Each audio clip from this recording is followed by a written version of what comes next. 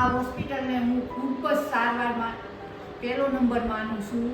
Hospital બી બહુ સરસ અને સ્ટાફના માણસો બી બહુ જ સરસ. ઠેક કચરા પોતાથી તે પહેલેથી તે છેલ્લે લગીના માણસો બહુ જ સરસ. એમાં કાંઈ આપણને થવા દે નહીં.